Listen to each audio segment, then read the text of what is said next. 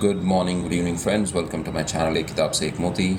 Today, I'm going to talk about a very important concept, especially important in this world of tension and pain and sorrow and discouragement and negative thinking. I'm going to talk about the concept of how to become happy in this life. And so, the theme of this video is becoming happy in this world, regardless of our circumstance, external circumstance. So, before I delve into this topic, let me just say on what basis I'm going to talk about this concept. So, I'm going to draw on my study of the different holy books of almost all religions, and also the fact that I've listened to the sermons and the lectures and the speeches of many truly spiritual men and women of all religions, and also from some of my own experiences. So let's just first define our terms before we start discussing this. So many people distinguish between happiness and joy. That is, happiness they feel is something that comes from our external world. So that is something we experience through our the different sense organs, right? Eyes, nose, ears, and so on. And joy, they say, is something spiritual. But I'm just using these terms interchangeably in this video. So by happiness, I mean joy, or something that's not dependent on external situations or circumstances. So I'm just going to talk about that kind of happiness which comes from within and not from without, not from outside. So how should how could we be happy? How can we be happy in this world of pain, frustration, discouragement, trouble, pressure, work pressure, financial pressure, and other difficulties that we face? Defeat sometimes. Sometimes we don't succeed we might fail in business. We might not be doing very well in our jobs or at our office, and so on. Different problems. We all have some kind of problem or the other, right? Everyone has it. So, what is the secret of happiness? That's contained in a formula that's very easy to understand. The secret of happiness actually is very simple. It is to forget about oneself, and not to think about one's own problems, one's own difficulties, one's own rights, one's own, what we deserve, from others. Not to worry about our own physical well-being. So just forgetting about oneself is the secret of true happiness. And that works, and that has been mentioned in all the scriptures of the world, most of the scriptures that I have read, most of the holy books. And that's what I find from listening to the lectures of Dan Moore or E. Stanley Jones, or even Premanandji.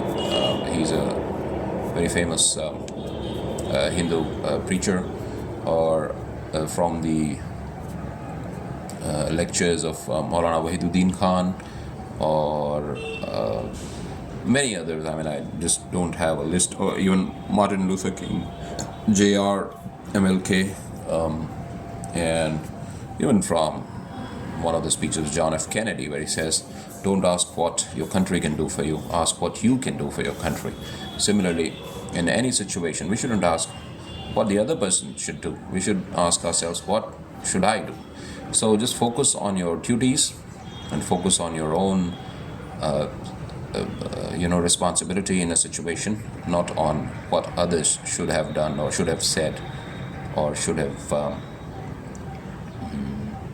thought about the situation. So the entire focus should turn towards our own conduct and our own expression of the divine that is within us, and then the world will change. The world will become beautiful. So that's why I think most of the countries have their constitutions, they have their fundamental duties, they have their fundamental rights. People who are unhappy focus on their fundamental rights. People who are happy focus on their fundamental duties. You just do your job well. You do what you need to do well, and all things will be set right.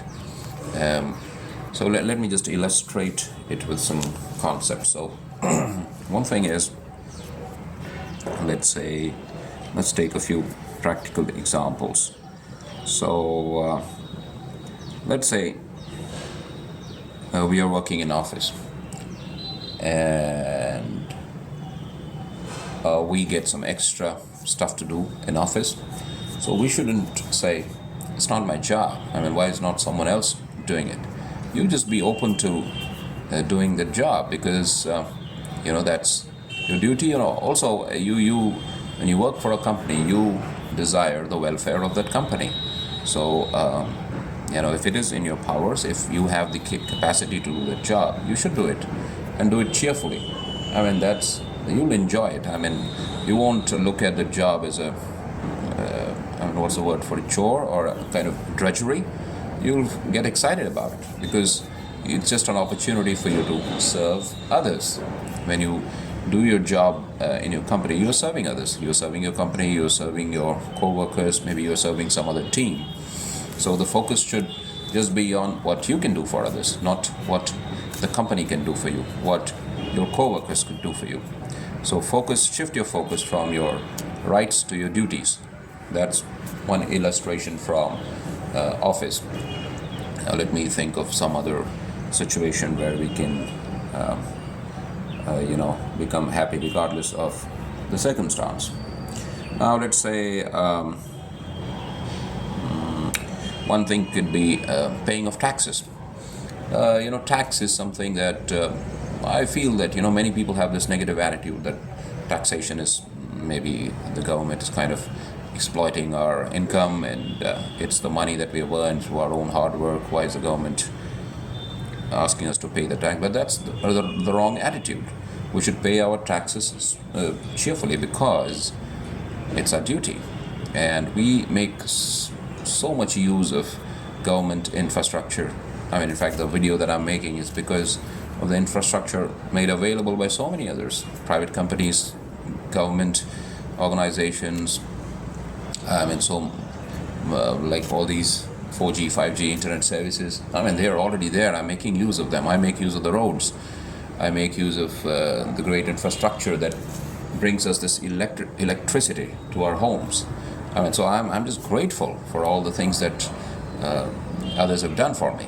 So I should pay my tax cheerfully. So why should I shift my focus on what the government should do for me, instead of thinking what I should do for my country, for my government, or for the organization that we have set up for ourselves, the society in general? So if you do that, if you pay your taxes cheerfully, you'll just be happy. I mean, you won't worry about money going out of your pocket. You'll just think that money is getting into the hands of people who are going to use that money for benefiting the entire society we live in. So that's another way of becoming happy. Let me just I'll come to some more illustrations. Let me just talk about that formula again. So I said the formula, or the secret of happiness, is that you don't think about yourself, think about others. Also, think about how you could be a great example of that divine power expressing through yourself. I mean, that's the joy of living a spiritual life, where you feel that every occasion is a test for you to display some divine stuff, so that others could see that divine power flowing through you, and could just be interested in what makes your life so different from the normal ways of reacting to situations instead of positively responding to situations. Now, the formula is contained in almost all scriptures. So there is one famous phrase from the Bible, or a line that says, people who lose their lives gain it. So people who kind of give up their lives get it back. Now what it says is that once you surrender your powers, your mental power, your physical power, your spiritual power, to a higher force, or God. I mean, you can conceive God to be according to your own religion or your own thinking, if you are an agnostic or an atheist. So even atheists have some belief in some supreme power that's running the universe, right? I mean, Spinoza, for instance, used to call this entire nature God, the entire nature, that is both mental, physical, the entire nature in its totality was God for Spinoza, the Dutch philosopher, Benedict Spinoza. I'm going to make a video on his famous book Ethics someday. So the thing is, the formula is this: lose your life in order to get it back. That is, just don't think about your own concerns, your own troubles, and also believe that no one owes you anything, that no, you shouldn't have any expectation from others. That is, they should treat you well, they should respect you, they should behave the right way in order for you to behave the right way with them. That should be none of your concerns. That's what, if you read the Bhagavad Gita, for example, you'll see that it's mentioned that the ideal devotee of God has the same feeling or the same attitude towards friends and foes, friends and enemies. How can that happen? Because there is no expectation to be praised, no expectation to be criticized, no expectation to be treated well, no expectation to be treated badly. I mean, you cut off all your expectations from the world, and you just decide that you're going to be a shining example of a spiritual person in the world, so that others could benefit from your behavior, and they too could understand what spirituality does to you. Now, one more thing is, we should have no desire to personally benefit from a positive change in others. For example, let's say a family member of yours is behaving very badly, or it has kind of deviated from the right path, or the family member is unwilling to change himself or herself and is causing you a lot of pain and trouble. So normally what a worldly person does is he or she wants the person to change so that they could stop troubling them. For example, if I have someone in my family members who is troubling me, then I might want that person to change so that I could be free from the trouble that's emanating or radiating from that person, or that kind of is coming out of that person towards me. So just to relieve my distress, I'm trying to change that person. But that's not the spiritual person's attitude. The spiritual person's desire for changing others is for their own benefit, so that they could lead a shining life, a life that's an example for humanity. So when you pray to God that you want someone to change, don't have this selfish prayer where you want to change others so that they could stop troubling you. Pray so that they could lead good lives for themselves and become valuable members of society, and a positive influence and a positive role model for others. So what I'm trying to say is, get rid of all selfish prayers, and also don't pray for your financial well-being. I mean, it's okay to pray for it, but then the primary focus of prayer should be to behave in a godly way, as a godly man or a godly woman ought to do, as a spiritual person ought to behave. So that's what it is. I mean, the ideal prayer is a request or kind of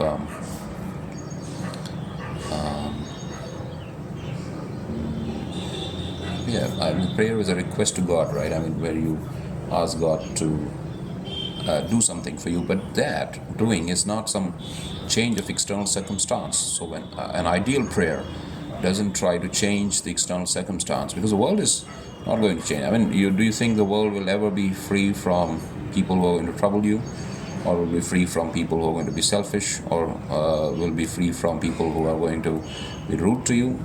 Do you think the world will ever be something where there won't be no death, or there won't be any personal loss, that the world will always be steady? No. So There might be some physical problems. We might have some disease, some pain. We may have to face bereavement. We may have to face criticism and rudeness. All these are going to be always present in the world. So don't ask God to change the world. Ask Him to change you, or change your the way you look at the world, so that the external circumstance does not impact you. So you should ask God to give you the strength and the spiritual power to be unaffected by external situations and circumstance, and to always be radiating that godly and spiritual attitude in all circumstances, and that will really make you a happy person. Now, but I did say that sometimes you may have a family member or some friend or some other person whom you'd like to change, but then that's not a selfish prayer. But you don't want that person to change so that your life becomes better. You want that person to change so that their own lives become better, and they become good, solid, and powerful role models for others. So get rid of all selfishness. That's the essence of happiness. That's the essence of spirituality. That's how I think Swami Vivekananda also described true religion, and that's how we describe true religion. I think there is elimination or removal of all selfishness is true spirituality, and that is the secret to happiness. I don't think there is any other secret to happiness. You just forget about yourself. Just don't focus on your own well-being. Focus on the well-being of others. That's also in family, right? When family members start thinking about their own well-being, that's when all these clashes and contradictions and conflict occur in families. But when family members start focusing on what we could do for others instead of expecting from others, we'll start leading happy lives. And most of the people who are troubled and in tension have a lot of expectation from the world. They want others to change. They blame others for their own problems and difficulties. But the ideal spiritual person, or the ideal devotee of God, will just want to remain positive and cheerful and full of joy in all circumstances.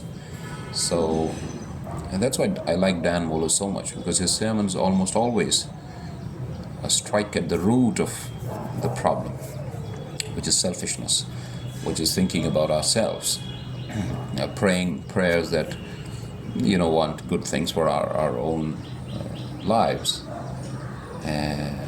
instead of asking God to make us shining examples of godly living. So I hope I was able to clarify this concept of happiness, although I don't think I have been able to say everything I wanted to say about being happy. So I'll continue this conversation maybe next weekend or whenever I get time. So it was Sunday. Sunday morning is it's a bit slow and it's a bit relaxed. So I just made this video in a relaxed tone as well, although external circumstances never really decide whether we are relaxed or not. It's actually the internal thing. It's an internal thing. The external world is constantly changing. So many things are happening around us, right? So if we focus on the external world, our minds will be unsteady. So just shift your focus to the divine force that is within us, and God has put this divinity within us, and just express the divinity in every situation, regardless of your circumstance. So just give up all selfishness, and you'll be the happiest person in the world. Because you don't want anyone to do anything for you.